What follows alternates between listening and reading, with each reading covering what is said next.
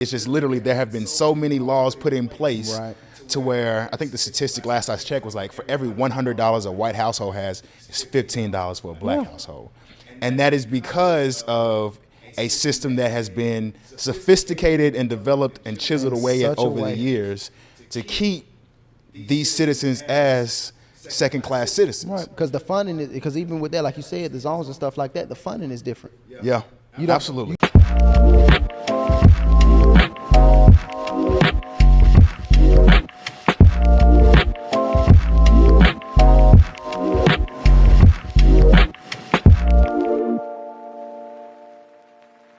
What's going on, everybody? Welcome to the Cover2Cover Podcast. I am your host, Jaron Bingham. Here on the Cover2Cover Podcast, we discuss books, we discuss themes, characters, morals, and everything in between, all, of course, stemming from the book of the choice of the guest. And on today's episode, I'm extremely fortunate to finally have been able to sit down with my guy, musical artist, all-around entrepreneur, does everything. The engineer to this freaking podcast, my guy Kwashonne. What's going on, bro? How you doing, man? Thank you for sitting down with me finally, bro. Oh man, thank you for that lovely intro, man. This is I'm doing great, man. This is beautiful. A long time coming. You don't even know how I'm just excited, bro. I got to watch this podcast grow. I got to be a part of this podcast. And it's beautiful. Like I think we had talked a little bit off cameras and behind the scenes, bro. It's like me and my bros had started a podcast a little while back, man, and things just got busy. Yeah. And I had to step back or whatnot. So we had, ended it for the time being or whatnot. So watching your podcast and being a book fanatic as you are, like I am, watching the episode, I was like, man, yeah, I gotta get back on the camera. I thought I was gonna be the man, just the man in the chair. Oh, I just wanted to be the man in the chair, Batman.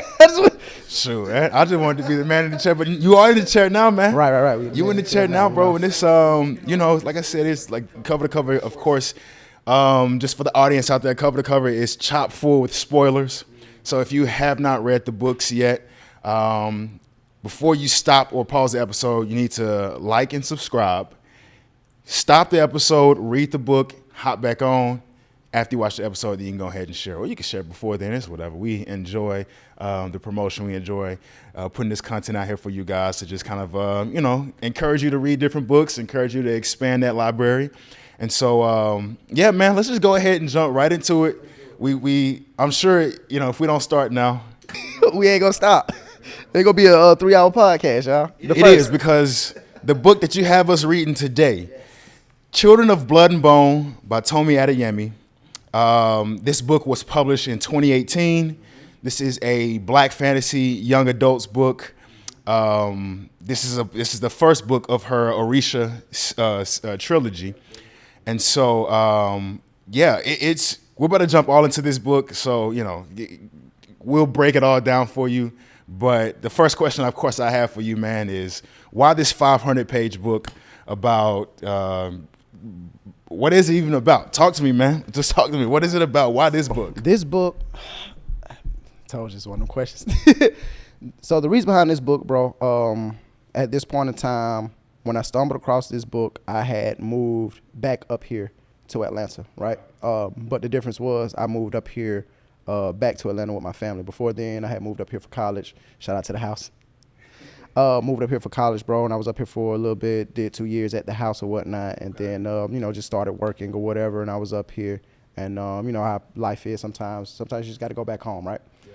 So I went back home or whatever, with Mom Dukes and, the rest of my family, Mom Dukes, my sister and all that stuff, and then I ended up, we just, talked through it, and we decided that we wanted to, all of us, we should come back to Atlanta or whatnot, so we ended up getting a house together.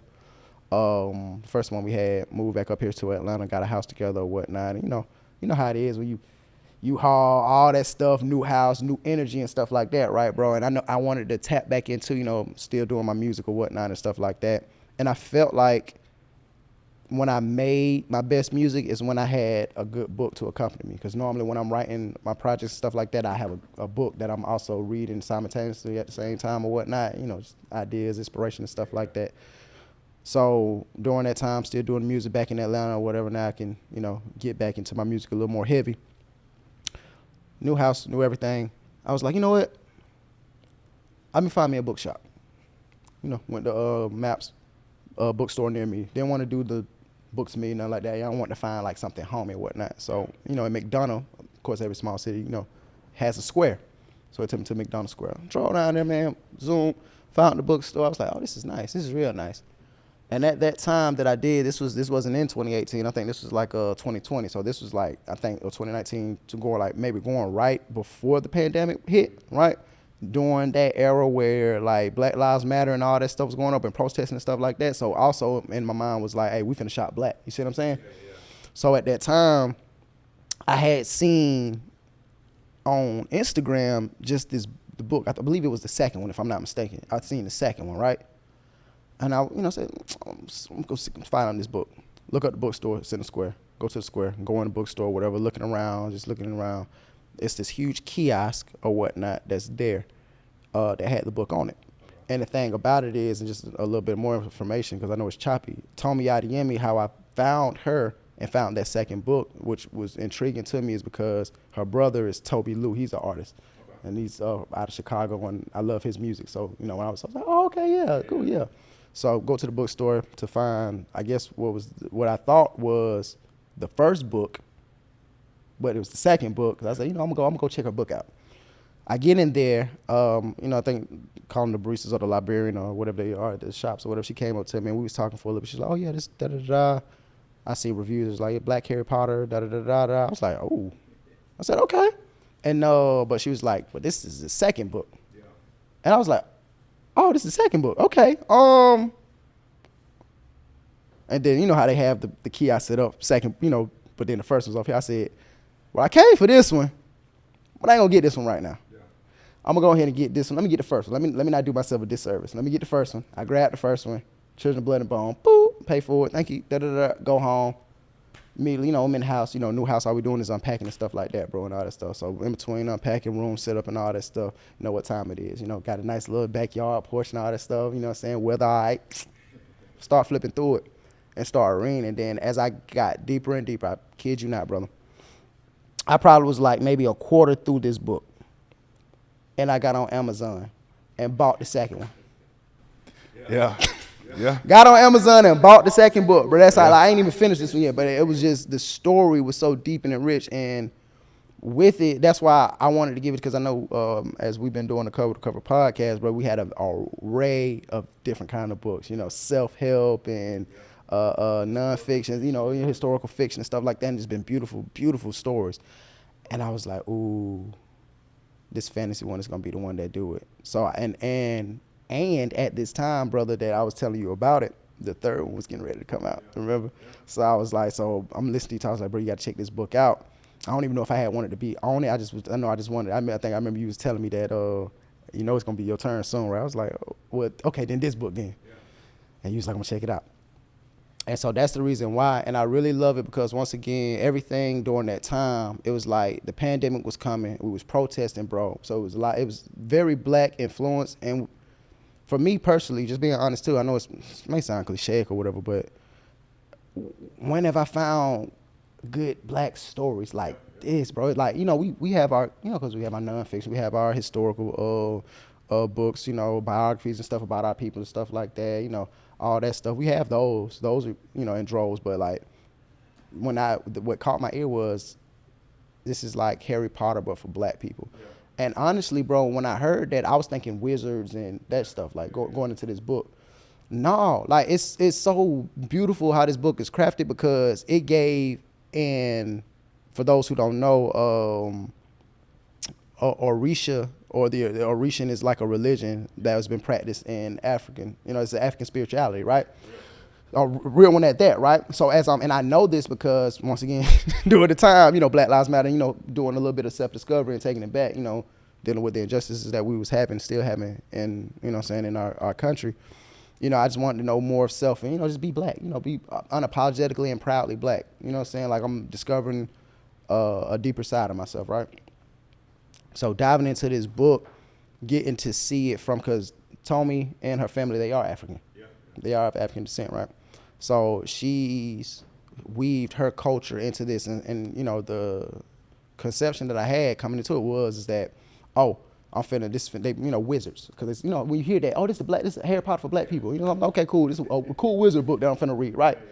Nah, bro, I got a history lesson.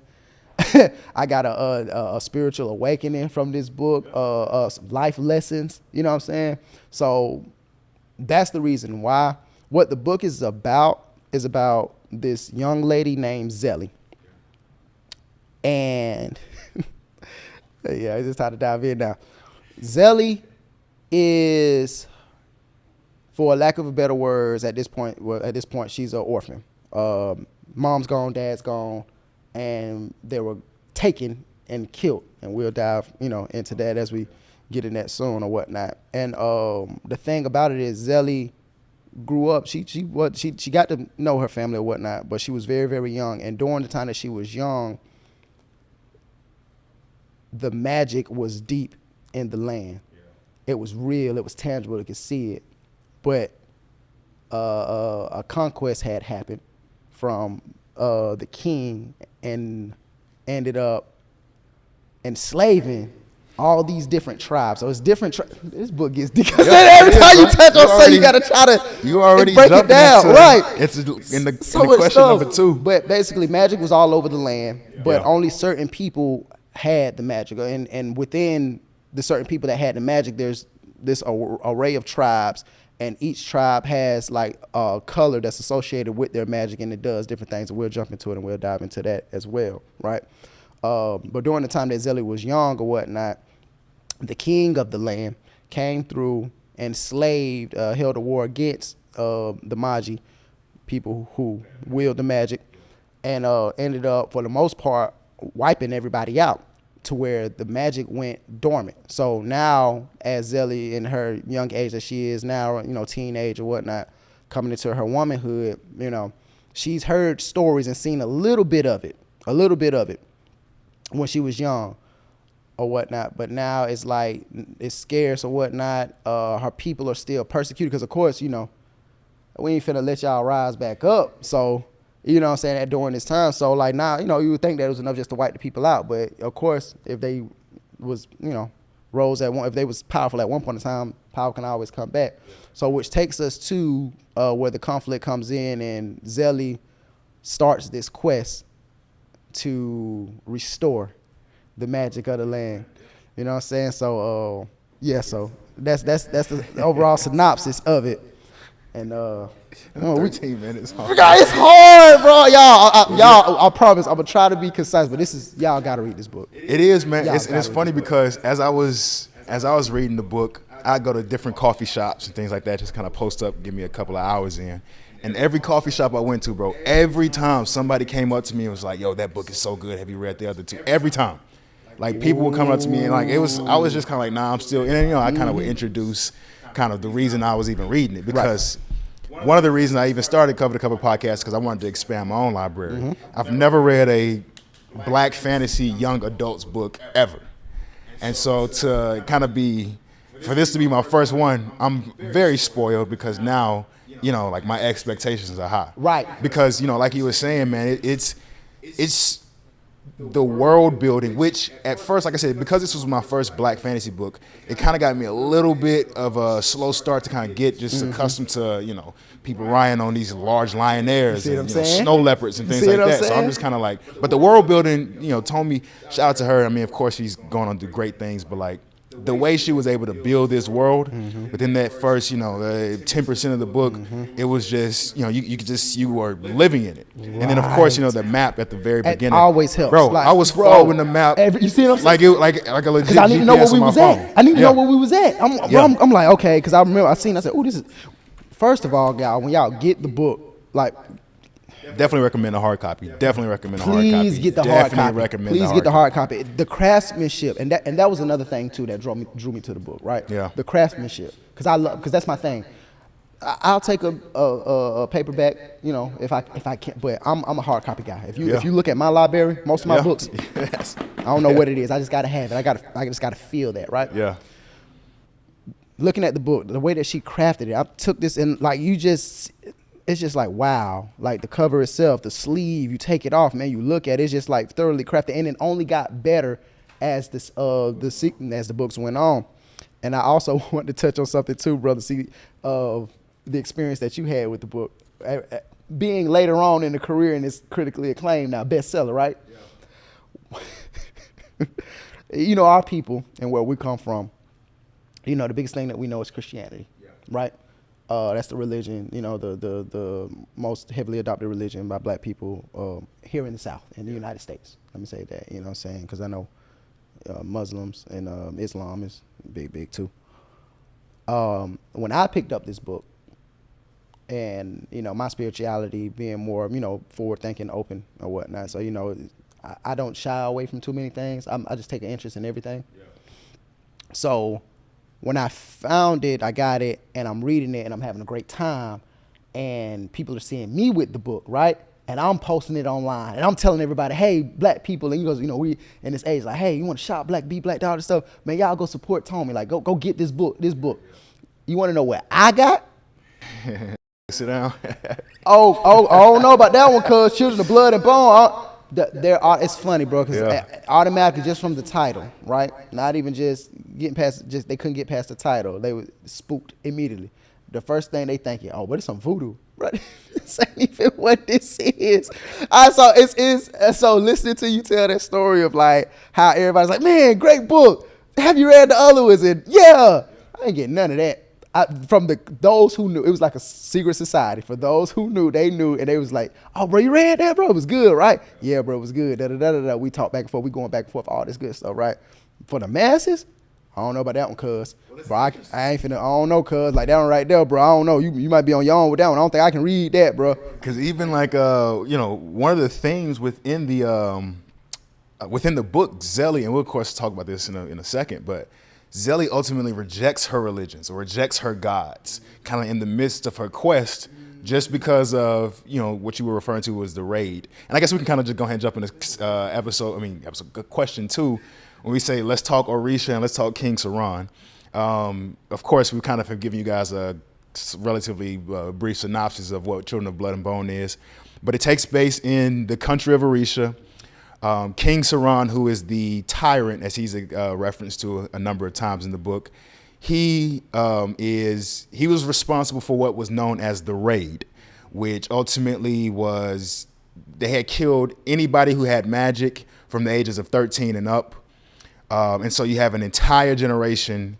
Zelly's a part of this generation. Her brother Zane is a part of this generation. You have this entire generation of magi or diviners who grow up not necessarily knowing their history, and they're oppressed by this very tyrant king.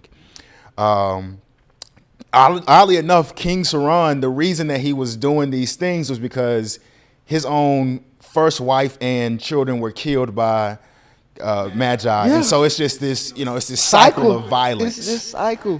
Which, you know, of course speaks true to actual historical facts just in general of, you know, one society being upset from historical violence that was committed by, you know, to them by this other tribe. And it's just, you know, back and forth.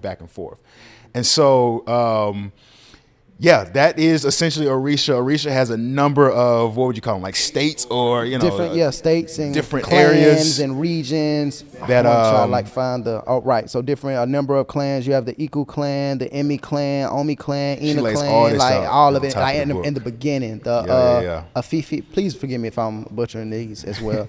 The Afifi clan, the Aye clan, Imole clan. I think that's the Iwosan clan, Ariran clan, and the Iranko clan. So it's like these different numbers of clans of diviners, right? And each of them has their own special magic that divines from the Orishan gods, ones that you actually know, like real Orishan gods. And I love that I really just love the way that she interwove that, because once again, it was just like a history lesson as well for me. Interview with her, and she said that she had started writing the book. I think she said she had gone to Brazil. I hope it was Brazil, but it was somewhere in South America, and she just became fascinated with West African history, and had ultimately started writing this book. I think she said it took about 18 months to write the book. But yeah, it's so much like African history and just African ideology that is packed into the book, and she just does a great job with all of these characters and how you're just able to kind of just walk through this story. Like, again, the protagonist, her name is Zelly, and we're following Zelly on this quest to bring back magic in the land after it's been suppressed by King Saran.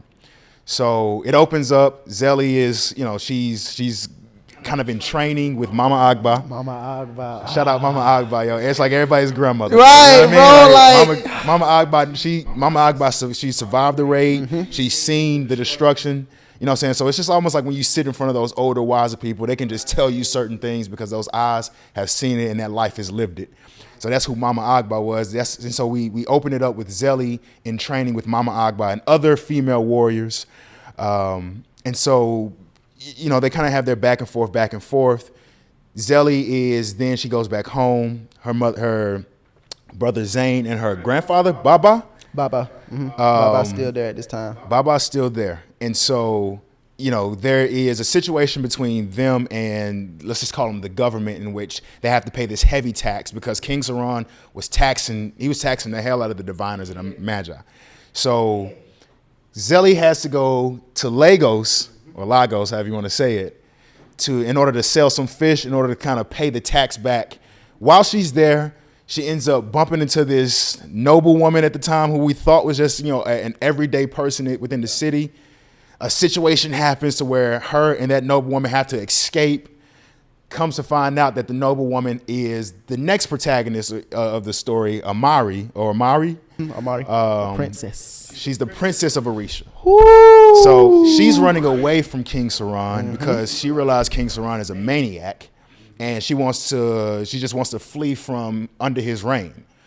And when she does that, she ends up taking this scroll that anybody who has the DNA of magic in them, if they touch this scroll, it awakens that magic. And so she ends up taking that. Her and Zelly kind of like trying to figure out this plan of what they need to do. And the rest of the book is, hey, we have to go to this specific spot, perform these certain rituals in order to bring magic back to the land. And so in essence, that's the story. But it's so much success in it. It's so much failure in it. It's so much self-doubt in it. It's so much internal conflict. It's so much family conflict that, you know what I mean? Like that's the reason that I was just so hooked from from early parts of the book. And so as we're talking about Zelly, man, we're going to go ahead and just jump into that third question that I hit you up with. I said, Zelly was the main protagonist in the book. What would you say were her strengths and her weaknesses? Ooh. So when it came to Zelly, what I think her strength is her resilience, right? Yes. I think that was some of the biggest things because, man, sometimes, you know what I'm saying, you strive for greatness, but then sometimes greatness calls you, right? Yeah. And on that path, it's not easy at all in the slightest bit. And what she went through, because like this, like you said, this is like a normal day. It's like, man, I'm just finna go into the Capitol, finna go sell this stuff, get this money, come home so these folks can stop beating on my people. You know what I mean? I'm just trying to avoid because ain't no love there. Yeah. You see what I'm saying? Like it's already like the prejudice, that word has been instilled into any and everybody that's, a part of the government, right? So it's there, the anger is there, and then it's like just this sense of vitriol because like normal. You know how when you see things you don't understand, it is, so I hate, y'all think y'all better. Y'all think y'all better. So like you just dealing with a lot of things, being oppressed and stuff like that. It's supposed to be a normal day. And then that normal day turned into this quest of you, a life-changing quest that was just bestowed upon you. And then to a certain extent where you just like, yeah, because my family was killed. Like I need to do this. I'm going to do this. Like we've been oppressed for too long. Like I'm gonna do this for my mama. Yeah, I'm gonna do this for my family. You know, she references her mom a lot. Her mother was killed in the raid. Her mother was I forgot the power that her mother had. She was a reaper. She was a reaper. Okay, she was a reaper. That's mostly of her clan, of Zelly's clan. They're reapers. They are and their deity is Oya. Yep, they're the Magi, the Iku clan. They're the Magi of life and death, and their title is the Reaper. And her mother, she talked about her mother, just beautiful building. Like when she talks about her mother, how beautiful she was, how her hair flowed white. And that's another thing too, a detail about the book. Anybody that has the magic, anybody that is a magi, has white hair. So from birth, you can tell who has been blessed. Because also in those clans, you have regular people. Because Zelly's brother, you know, he doesn't have magic. You know what I'm saying, or whatnot. You know, he's just a normal guy. You know, combat. You know, protector, you know, fisher, forager, you know what I'm saying? That's what he does, you know. So yeah, so like the white hair is like an indicative to like how you know, oh, you got power, or you potentially could be, you know what I'm saying? So that's like, that's another thing. It's like in America, if you got black skin. Right, you got, oh, you black? Yeah, we already know how we finna handle you, right? Exactly, yeah. So I think her resilience is one of her biggest strengths. Okay.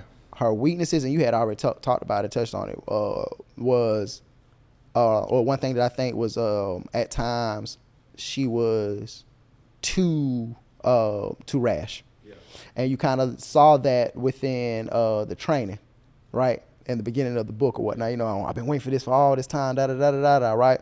And she rushed in, and she finally did earn her wood stick. But you can tell from how I interpret it, I can tell that sometimes she's a little too, and instead of like assessing the situation, you know, Zella, she'll just, oh, if we do this in a rush without giving it a second thought. Because I ain't gonna lie to you, I don't know if I would have, in that city, I don't know if I would have took Shawty. Yeah. Oh, yeah. I would have been like, Lil Ma, you on your own. Yo, I gotta go. Hey, baby. These do not like me. Already. It's almost like it's like the sun going down in that country bumpkin part of town. I got to go. For a reverend, little white woman. No, I can't take you home to your daddy because I don't know what he. Because I get there and he no, sorry, no. But for better or worse, you know what I'm saying, it needed to be done. I think that sometimes that she could be a little too rash, and I think she acts before she thinks things through. But another beautiful thing about that is, as we go through the book, she learns because she reflects on those lessons that Mama Agba gives to her, and I love it. It's like, okay, she's getting it. She's coming into it because she kind of becomes like the leader. Oh, it's you know, of the revolution. She was, and that's the crazy thing about it, man, is like she was the leader without her even wanting to be the leader, without even recognizing that it was her time for leadership, even though people were sitting back saying, because I think what Mama Agba told her pretty early on, yo, you're being called. And so, you know, some of the strengths that I had for her, I said she was very faithful. She was very faithful to her family, very faithful to her mission, compassionate, desirable, compassionate in the fact that she took Princess Amari with her. But the biggest strength I think she had was she was courageous. You know, courage is, you don't know what's behind that door, but you know you got to go behind that door. And so, you know, a lot of people don't have that courage. And so for her, and we see it frequently throughout the book, very courageous, very willing to, you know, put herself out there for the sake of her cause, which of course, you know, makes for a very admirable protagonist. I think some of her weaknesses, like you said, very rash, very sporadic. At times, I did not like how much she doubted herself. There'd be times where I was just kind of like, chick, you've already slain like, you know, half of this army. Like, come on, like why are we still doubting you? Like, why are you still doubting yourself? You got this, right? But again, it's one of those things that, and she was learning it, and a lot of people learn this in the quest or in the process of leadership, is that, you know, there are times where you doubt yourself. There are times where it's just kind of like, damn, like my decision is the one that's going to either help these people or like hurt these people. And that type of weight on your conscience can make you doubtful. It can make you make missteps. But the thing that I always appreciated about Zelly was the fact that whether she was making a successful move or a mistake, she was adamant in that move. She was like, I am doing this because in my heart of hearts, this is what feels right. And if it was a mistake, you know, I asked for forgiveness instead of permission. That was kind of like her mentality throughout the entirety of the book, which again, like I said, it can make, you know, the common reader frustrated, but it made me connect with her even more. So absolutely love Zelly. I think she was a perfect protagonist. Just because of the amount of flaws, just because of the things that she had to go up against. It was real. It felt authentic. You know what I'm saying? Like, just if we woke up today, like, it just put me there. Like, if we was in the world of magic, we woke up today, we know us, we know the tribe, man. We've been run through, we hear these stories of the past and stuff like that. And that's another thing, bro, like the glory days that people tell you, like how magic was everywhere, and we would do our rituals and we would dance and enjoy and delight and all of this stuff, right? And then, you hearing this, and then you're comparing it to how life is now, and you're like, man, like, I would kill to go back there to see my people happy again or whatnot. So yeah, it's definitely admirable, and what she did. What she did. Let's go ahead and jump to question 4, man, because you see that time flying. Come on, bro. We already halfway through. What are we doing? All right, man. So question 4. We was talking about Zelly. Let's talk about the other relative protagonists. Let's talk about it. What did you think about Amari's character development throughout this story? Well, let me tell you. Any and everybody that I'd have talked to and I'd have read this book and shared this book with, when we had that conversation, number one and annoying in the book is her ass. Okay. Oh my God. It seems like, just as Zella would make her mistakes, if any trouble was to be had or made, it always seems like she was the epicenter of it. Yeah, that's fair.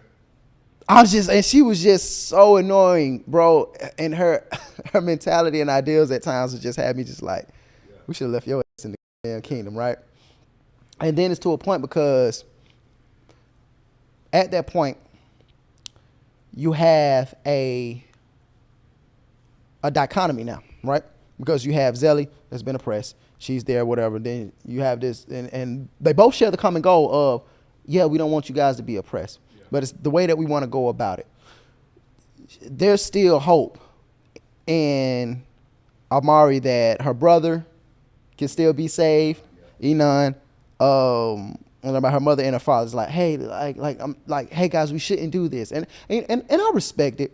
But when you know that you got a villain, they ain't going for that, shawty. Like, you can go ahead and hang that up. We can save them. Like, we just need to talk. Like, let me talk to them. They're gonna be okay. Like, come on. Like, I know my brother. My brother's not like, nah, your brother kind of gutter right now, dog. Like, I don't know if he's gonna be able to see the light. And him. We're gonna jump on him in a quick minute.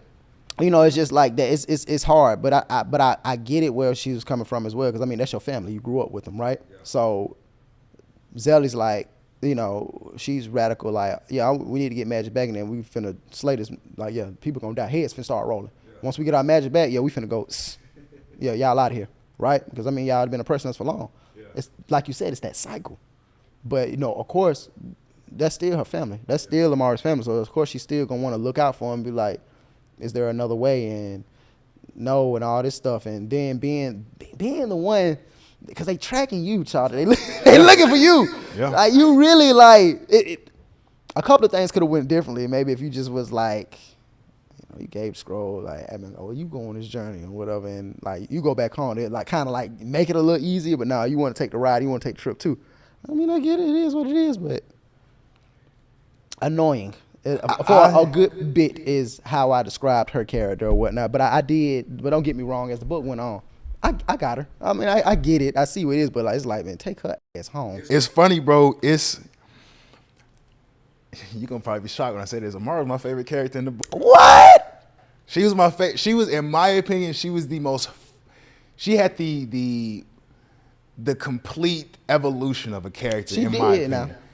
She starts off very privileged, very sheltered. She comes from the royal family. Like you said, a lot of, hey guys, we can fix this like this. Nah, you around a whole bunch of killers or people who have seen people being killed. Their mentality is different. You had servants. You had, silver spoons. You don't know what you're talking about. You're just along for the ride. Initially, she hates violence because, again, her dad, who was a king, King Saran, had forced her and her brother Anan to fight. She had lost her best friend, Benta, by her dad's hand, which was one of the things that kind of caused her to even be on this, I ain't rocking with the king type vibe.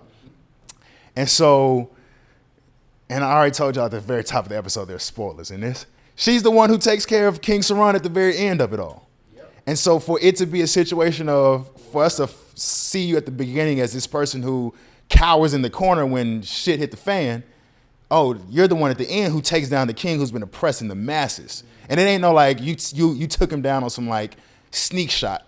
It was like, nah, it's me and you, nigga. And so I enjoy her complete evolution. Yes, annoying as hell for the first 60% of the book. Yes.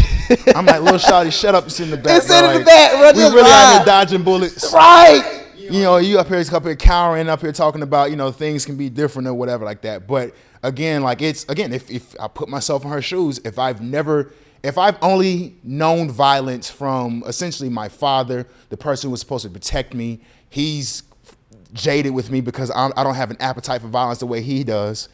Well, then, you know, of course, like I'm just going to be unsure in a lot of things and a lot of my own movements. But like I said, at the end, man, she came out with the guns blazing, and it was just kind of like, you know, I'm the HNIC in this joint. But no, I really like the dynamic between her and Zelly. They were definitely more of the same than they were different, even in their differences. Because both of them did not have they weren't necessarily being led by the males. They were the ones making the decisions. Which is another reason why I think this book is so important for young black girls, but that's my tangent at the very end of the podcast. So yeah, man, that's what I had about Amari, bro. I really she was my favorite character, bro. I ain't mad at it, bro. Like I have to call it out, and you'll see, and y'all will see why once y'all get into it, man. I'm just like, when you come, and it's like you said, when you come from a certain place, like, cause me knowing but see, that's the thing, cause I'm in Zelly's shoes the whole time. So I'm you know, because I feel close to it or whatnot. So yeah, man, I'm finna ride. I'm riding for my people, bro. Like, no, we finna do what we need to do, man. Hey, sit all that back down there. I'm sorry, man. He got to go, and you need to accept it at some point. Because he's not, like, bro, he's not going for it. And then there's a little vendetta there, too. Bro killed my mom. On sight. I mean, you know what I mean? But then, yeah, being put in that situation, you know, wanting to be the one, like, yeah, I do recognize this is wrong. Silver spoon, never had to deal with none of this. That's still family at the end. And even too, like, to also be I'm not from Amari's standpoint, I'm not as big of a victim as you, Zelly, were. But at the same time, I've experienced King Saran's violence as well. Against, like you said, against myself. It made my own brother fight me, and I got wounds from it. Scars, bro. And so it's like, you know, I'm glad that she was able to develop the way that she did throughout the story. I do like her development too, and I love her development at the end as well. What transpires or whatnot and happens. More spoilers coming soon as we dive deeper into this book. Well, yeah, man. Let's go ahead and jump. Question number 5. So the way the story flows is it's one large story. You see them start from, you know, the very humble beginnings all the way up to the very end, where it's a bunch of war, a bunch of you know, closure in the end. But the way we follow the plot is through 3 perspectives. The book follows 3 different characters' perspectives: Zelly, who we talked about; Amari, who we just talked about; and then Nan, who is Amari's brother. He's the heir to the throne of Orisha. Yep. Whose perspective was most intriguing to you, and why? I think. If you want to do an honorable mention, you can. Okay, I can do an honorable mention. I think my honorable mention would be honorable mention is Inan, right? Because as I was thinking, I'm still because my answer is Zelly, but I do want to mention Inan for the simple fact of the romance that takes place, because he kind of goes through that as well, and I feel that romantic like pull into how he did, because you know of the duty. It's my duty as the prince, the next in line, to make sure that I hold this kingdom down and make sure that it doesn't crumble to the ground what my father built, right? I have to be that man. I have to do this, so I'm on this conquest, right? I need to go get my sister. I need to put all the rest of these, because the stories have been told. Oh, they're evil, they're violent, da da da da. I need to put them, make sure they know their place and they stay in check. Whoop, whoop, scoop, scoop, right? But then as you're going on this journey hunting down, and you catch up with your sister and stuff, and you meet Zelly, y'all, you know what I'm saying, coming, it's like, you have it, you know, it's like, oh, okay, and you start to change, and you like, okay, well, maybe they not so bad. Maybe this ain't what it was. Maybe the self-reflection of himself is like, okay, am I on the right side? Yeah. Am I doing the right thing? Yeah. Right? Is this how it's supposed to go? And then from that point, falling in love, building a connection, and then having to make a hard choice towards the end too. Because it's like, damn, broski, like, because it's that sense of like, damned if you do, damned if you don't. Yeah. And then actually just making a damn mistake. Like, if you want, I should have stood on it, but now I'm playing makeup. Yeah. You fish a girl out, and I was like, wow, she don't mess with me though. She hate my guts. So it even gets to that point or whatnot, right? And so he's my honorable mention. But Zelly is my answer. Just for the simple fact of the things that we had talked about in the beginning, right? Like her courage, that being called to duty, the passion, not giving up, the faithfulness that she has, the wherewithal to withstand, the moments to know when to lead, and then in that sense, it was moments where she had to follow too, right? Where she had to take a step back and, and allow others to do what they needed to do to trust, right? So I felt like I saw a lot of my own characteristics in her. So I enjoyed her route, her mindset. Some of the decisions I was like, girl, I want to did that. Probably want to did that one, but I get it, So I think her perspective was the one that I align with the most. Okay. Well, mine was a nun, man. And it was funny because I watched a couple of book reviews, a few of them actually, when I got done reading the book, and almost everyone, the majority of them were women doing the book reviews. All of them hated the nun, or no, they were just more so frustrated. Of course they would. You know what I'm saying? We get, but because that's a different point of view as a man. Like I said, that's my like. He's my honorable mention because I as a man, I get it, bro. And that was the thing, was like, I felt so bad for a nun, man, because because I often, some of the examples that I was thinking about was that if I as a father start this business and I build this business up to a certain extent, of course I want to bequeath this to my son. And in many cases, I'm kind of lining him up to get ready to, to take this role on. And so I can only speak of my relationship with my father, but I feel like it's a pretty general statement.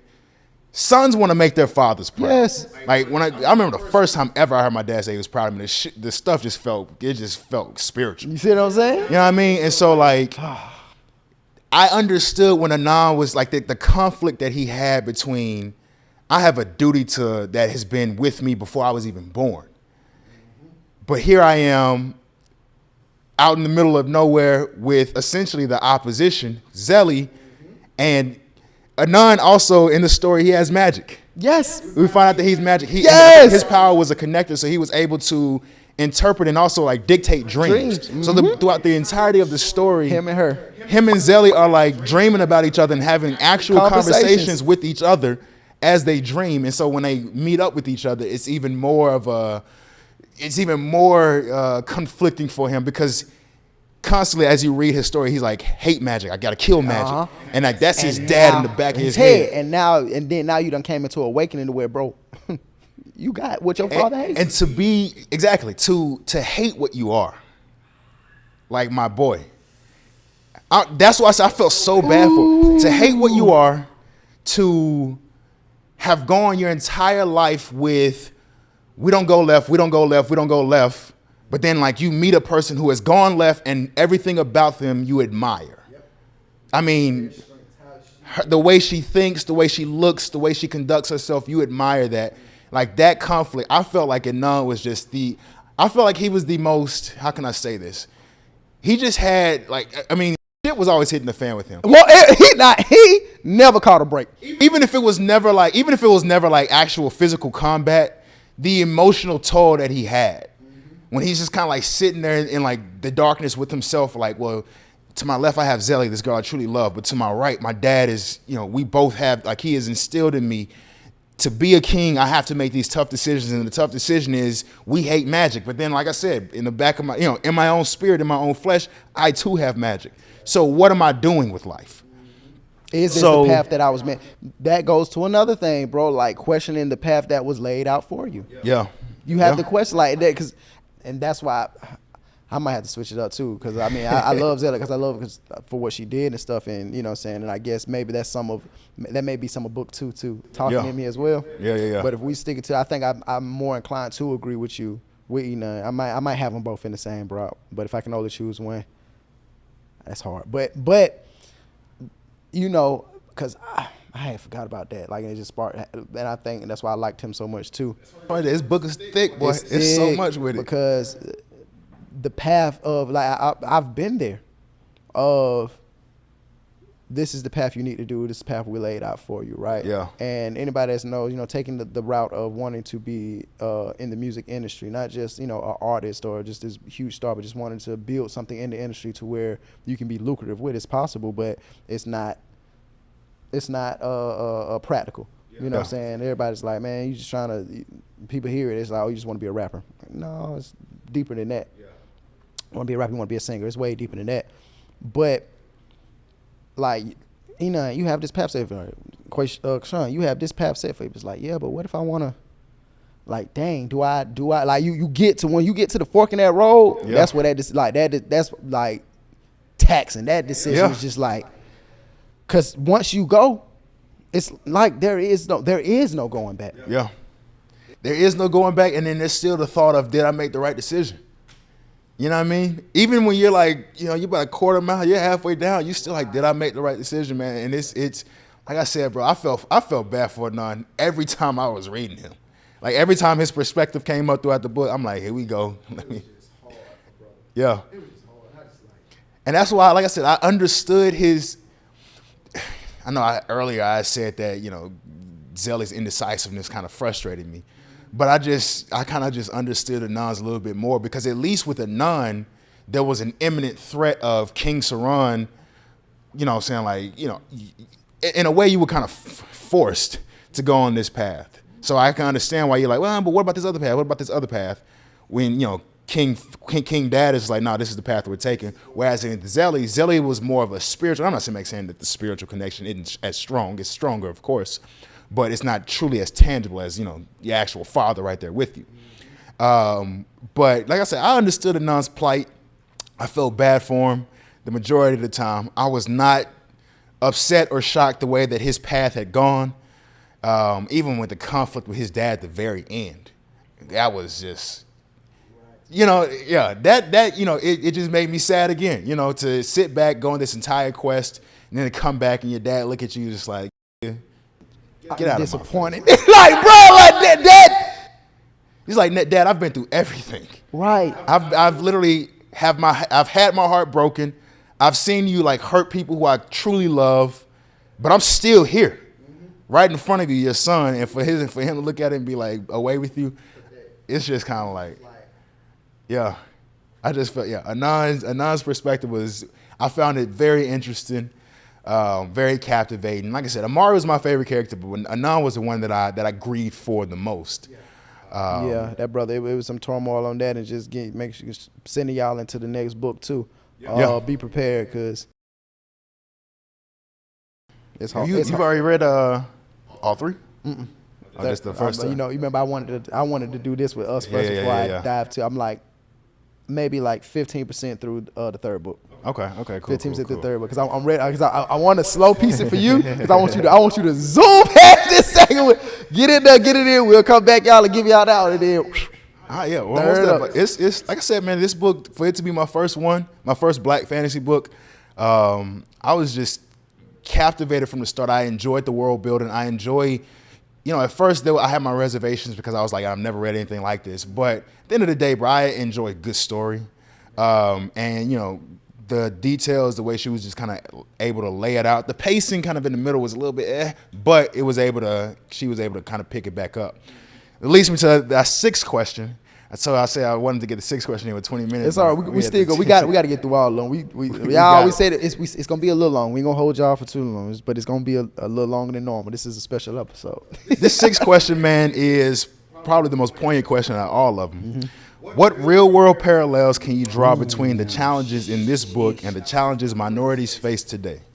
Bro, where do we start? Once again, and I think that when she was writing this book, it was just the symmetry just lined up, brother, from the oppression, right? Yeah. And I loved how she did it because I'm just being honest. I don't know how much oppression or the oppressions that our African counterparts dealt with, you know what I'm saying, throughout their years and time out there.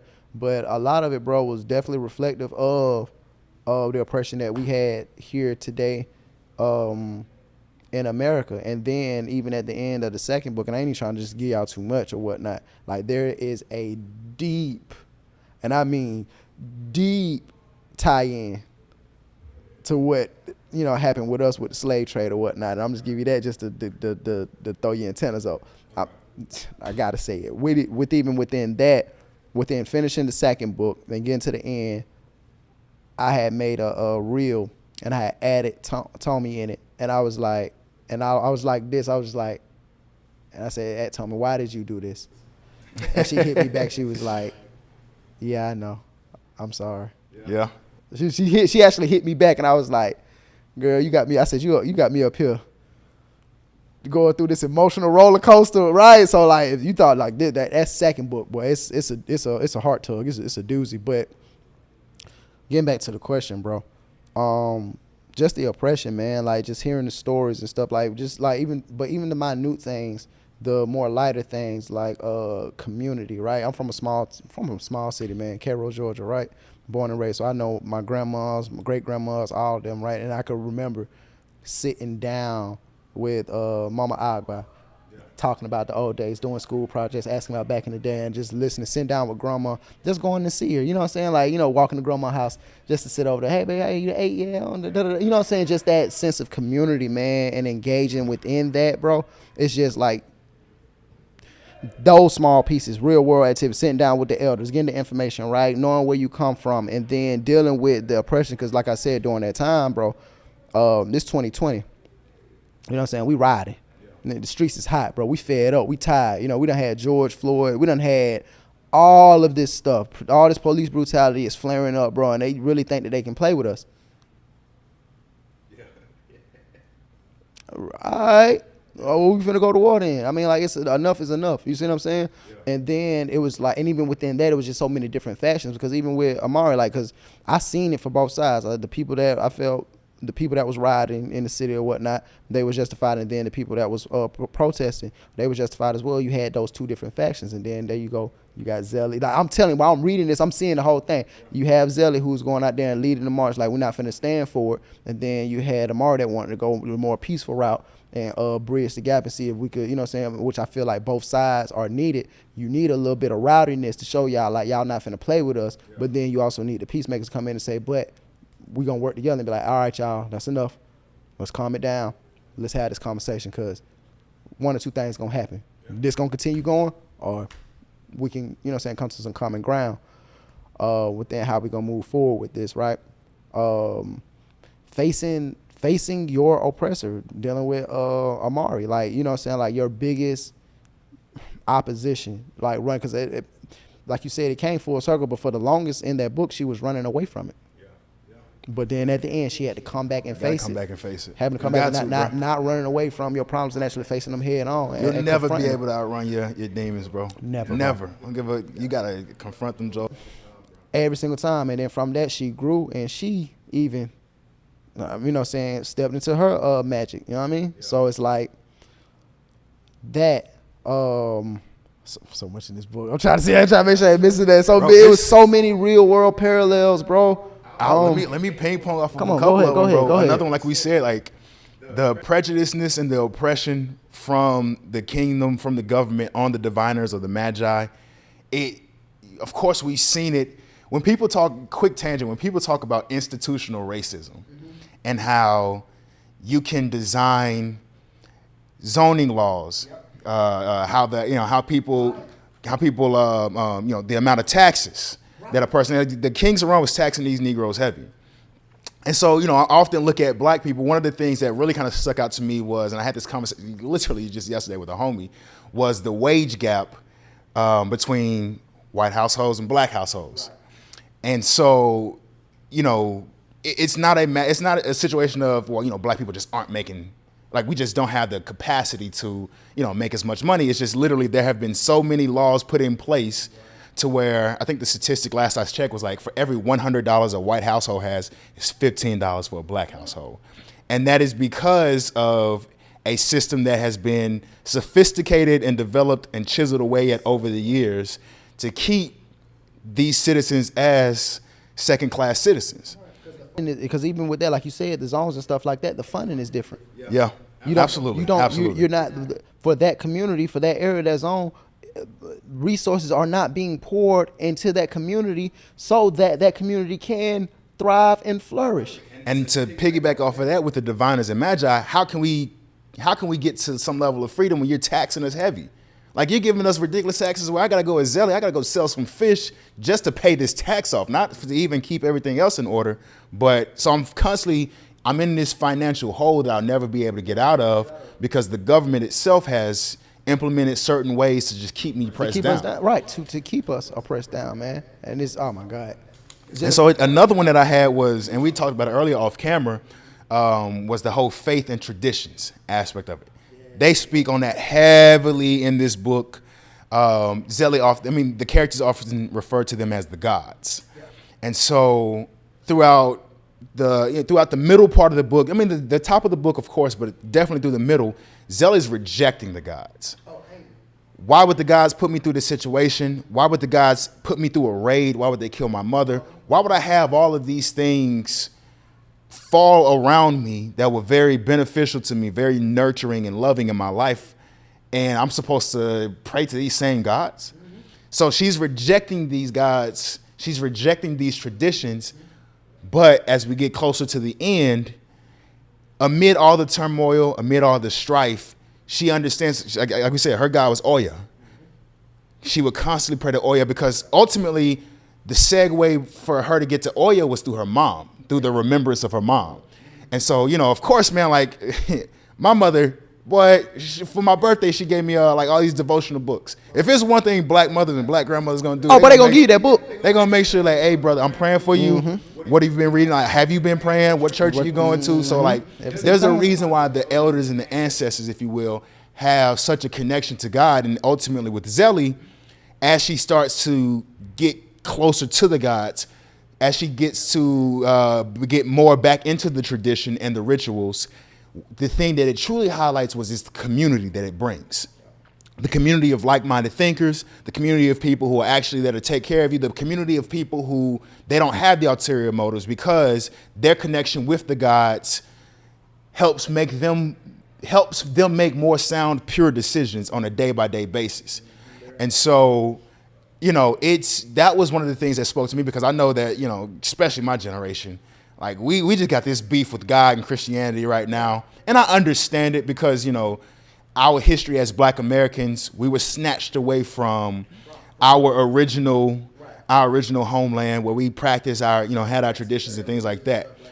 And so, right now there's just such at odds with the black community and Christianity, even with those praying grandmothers and praying mothers, there's still this difference. And I feel that once the individual gets closer to God in whatever capacity, but once they truly surrender themselves and submit themselves to that higher power, you'll start to love more, you'll start to have more gratitude, and you'll start to connect with people who think the same as you. And those people aren't weak-minded. They're very strong in their communities, very beneficial to their own families.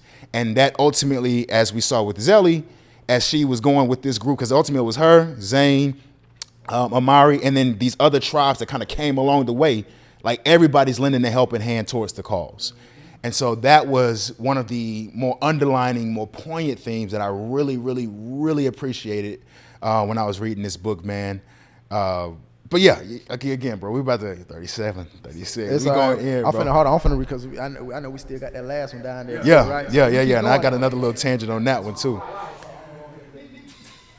Yeah, bro, it's but then of course, and we had talked about this earlier, another theme that another parallel that we were talking about was the family versus the own self-interest.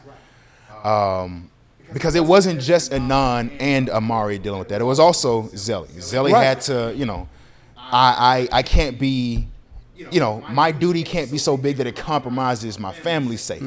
Because she was always worried about her brother. Yeah. Like she was always like one thing that young lady loved and cared about, and because I mean, like, at the end of the day, I lost my dad, I lost my mom. Like, the only thing of my family that I have left is Zane. Yeah. I refuse. We hadn't talked about Zane as much in this podcast, but I appreciated Zane, bro. What? Like, even with the fact that he didn't have magic, and as frustrated as he was with Zelly, he almost, 70% of the time, he was still down the ride. And he kind of, he was kind of like her anchor too, to ground her at times. Yeah, exactly. He was like that anchor to ground her at times because he was like, what I loved about him too, like he didn't have that, being born normal didn't hinder him from being the man that he needed to be. Yeah, because he was still, even explaining in the book, they were like, oh, the buddy was still about that action. Yo, what? But don't run up on that boy. Hey, don't run up on that boy. I'm trying to tell you, it got real. You read about. Don't get it twisted now. He was out there in the field with him while they was out there fighting, going, bum, bum, what's up? Boom, boom. But he was ready to go toe to toe with Anon because Anon, I don't know if we said it or not, but Anon and Zelly had a little love interest, and Zane and Amari had, which was funny. Right, it was funny to see that these, both. Zane hated Anon, valid reasons. It wasn't that Anon hated Zane, but it was Anon had his own battles. Right. But there was, within those two love interest stories, there was definitely conflict, and oddly enough, Zelly and Amari, who first hated each other when they first started rocking with each other, were the ones who kind of like, hey guys, like this is the path we're trying to get on. This is the cause. Come on. And so it's. But yeah, that whole, family duty versus self-interest was another thing that was highlighted mightily throughout the book. Another thing that I definitely appreciated. This was a phenomenal book. Of course, but it was a New York bestseller, so. Shout out. Tell me, shout out to you. We got to have you on the cast, girl, one day. Got to, man. Got to. It's, I'm going to have once Cover to Cover really starts picking up and like really gets, we're going to have her on here. We're going to have her on here.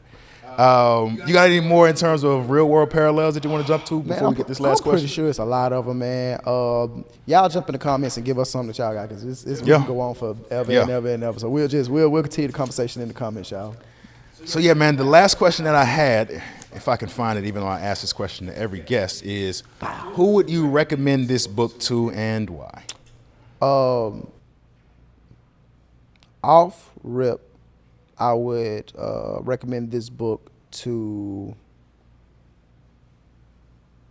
the whole black community in its entirety first. Just for the simple fact of I think representation is the right word. I want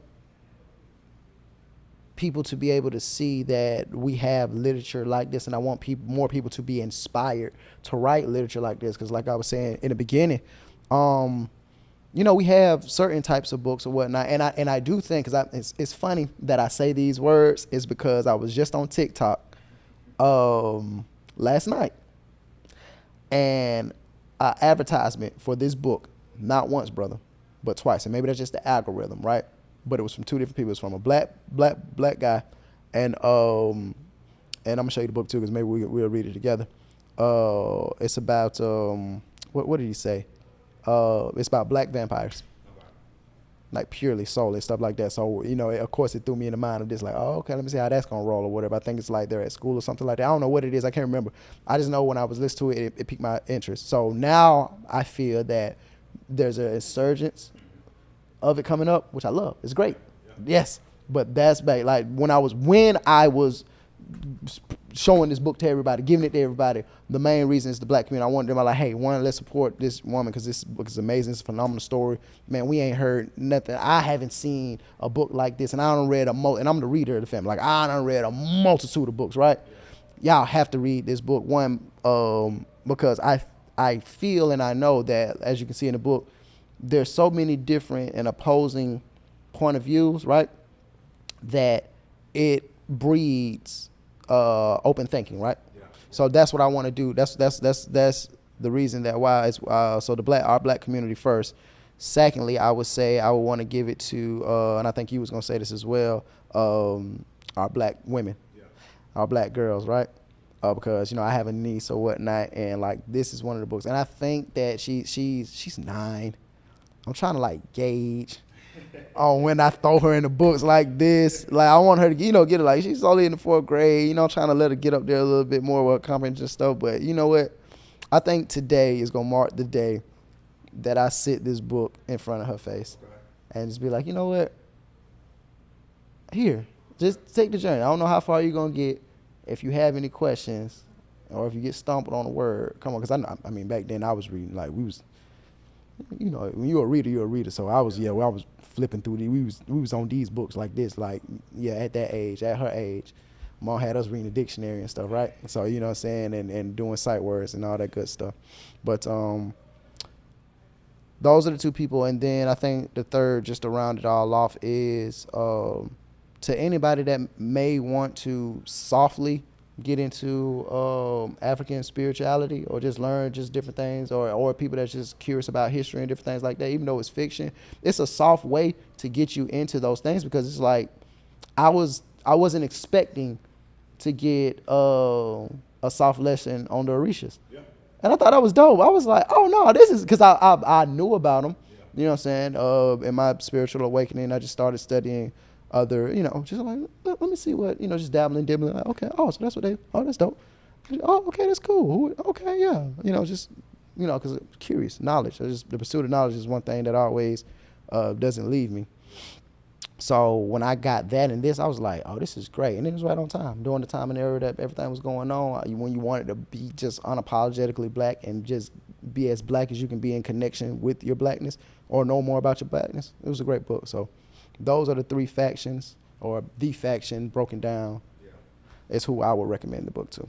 Yeah, man, it's like I was telling you earlier, and piggybacking off of you, I want to recommend this to black girls, man. No specific age.